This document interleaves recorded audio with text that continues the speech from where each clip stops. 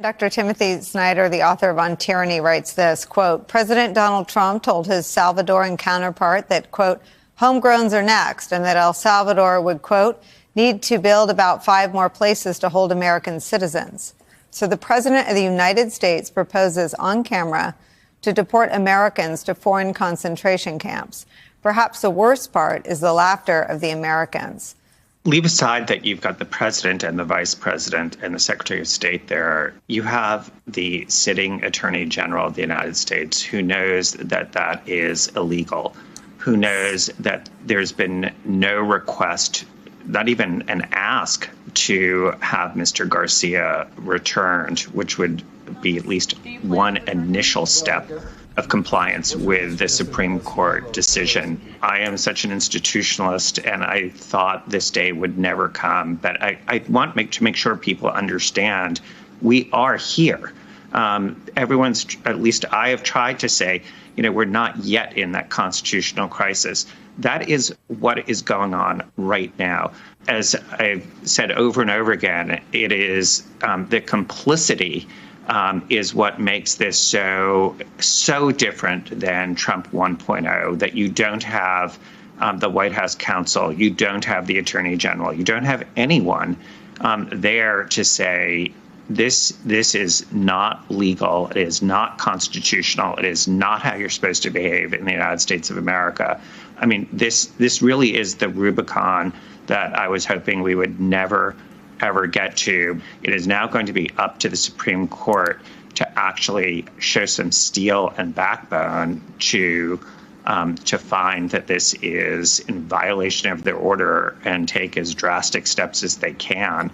And ideally, again, unanimously about what is happening here, or we really won't have a country left. The point made is that what Donald Trump is doing today to other residents and citizens of the United States, he could do to any one of us. Any one of us. And the American people must understand that. Donald Trump is willing and fully prepared to grab off the street and deport any person in this country that he believes ought not be here. And that includes any of us, Nicole, not just his so-called enemies.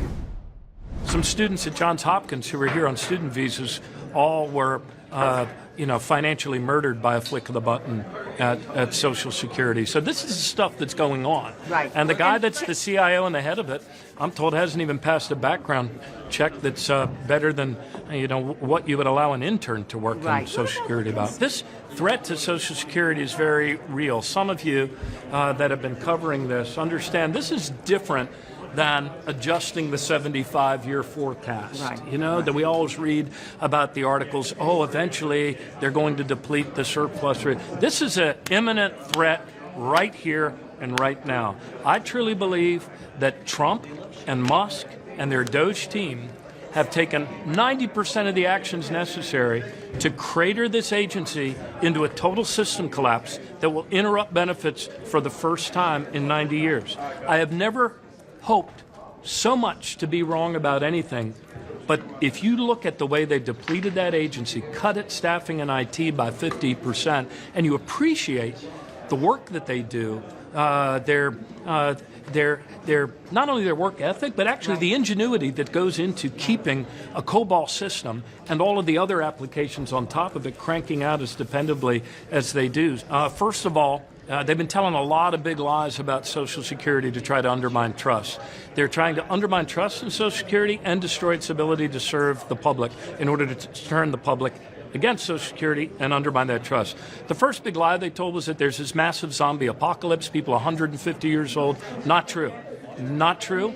Not true. And the second big lie that they were telling is that illegal immigrants are milking the system, sucking it dry. The truth is, illegal immigrants, so-called, people working here outside of legal status, do not, cannot, and are prohibited from receiving any Social Security benefits. They do, however, contribute $25 billion to the rest of us that they'll never see a dime of. And then the third portion, the third big lie is there's fraud everywhere. It's under here, it's over there. Look, there's fraud everywhere in Social Security. This also has been audited every year by the inspectors general. And if Donald Trump hadn't fired the inspector general at Social Security, along with all of the others, maybe that person would be able to point all of you to the audits. They're still online, though. Fraud at Social Security for like 30 years has been less than 0.5% of the total expenditures. And we always should be on guard against it, police against it. AI and other things make it easier to steal people's IDs and identities and do synthetic voices online. Yeah, that's true. But what's not true, Elon Musk, the co-president, said that 40% of all calls that come to Social Security are fraudsters that just steal direct accounts all day. Not true. Not true. Only 1 out of every 3,100 calls is a successful fraud call. If you're doing the percentages in your head, that's 0.0032. So the lies these guys tell, they lie like other people chew bubble gum. And they're doing it about Social Security incessantly every day. And they're doing it to turn the public against the program because they know they can't rob it until they wreck it and wreck its reputation. And that's what they're doing. In a shocking move, the United States President Donald Trump's administration has reportedly taken steps to label over 6,000 immigrants as dead, even though they are still alive. According to a report by the Associated Press, this move is a part of Trump's larger crackdown on immigration. By marking these people as dead, the government can cancel their social security number, which are very essential for working legally in the US or getting any kind of benefit like healthcare, banking access, or housing assistance. Your child is assigned a Social Security number before you take them home from the hospital. So at birth, your child is assigned a Social Security number.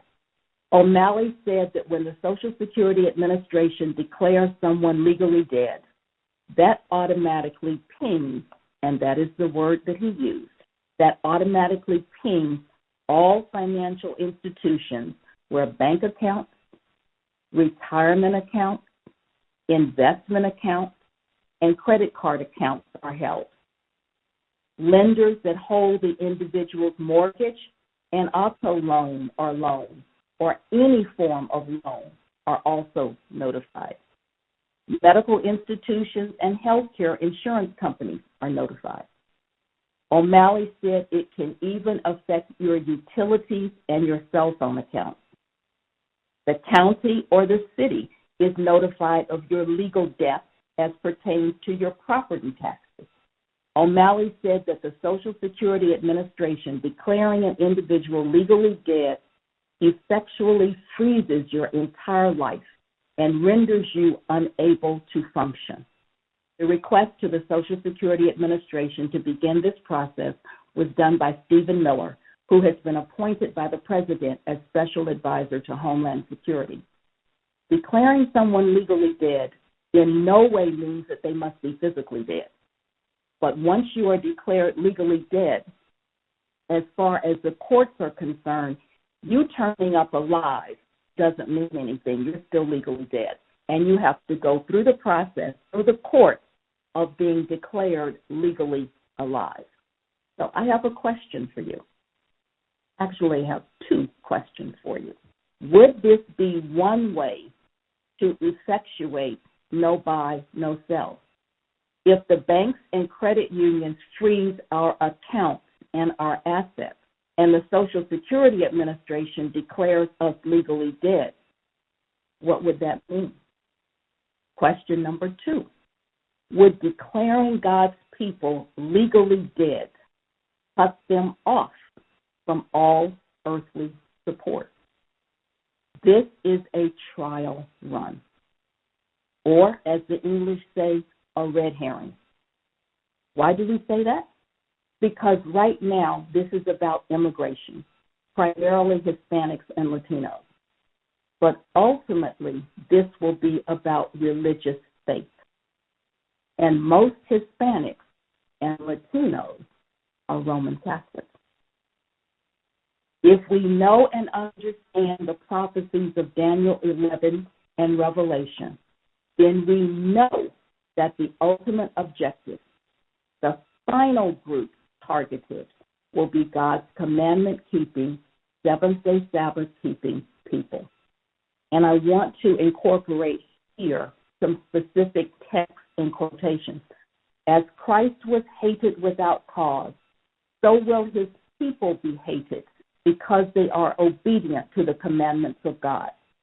If he who was pure, holy, and undefiled, who did good and only good in our world, was treated as a base criminal and condemned to death, his disciples must expect but similar treatment, however faultless may be their life and blameless their character.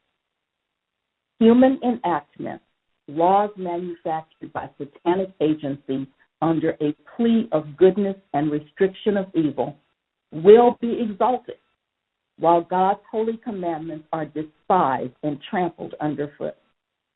And all who prove their loyalty by obedience to the law of Jehovah must be prepared to be arrested, to be brought before councils that have not for their standard the high and holy law of God. The time is coming when we cannot sell at any price. The decree will soon go forth prohibiting men to buy or sell of any man, save him that hath the mark of the beast. Testimonies for the Church, Volume 5, page 152. In the last great conflict of the controversy with Satan, those who are loyal to God will see every earthly support cut off. Because they refuse to break his law in obedience to earthly powers, they will be forbidden to buy or sell. That's the Desire of Ages, pages 121 and 122. The time is coming when God's people will feel the hand of persecution because they keep holy the seventh day. That's Testimonies for the Church, Volume 9, page 229.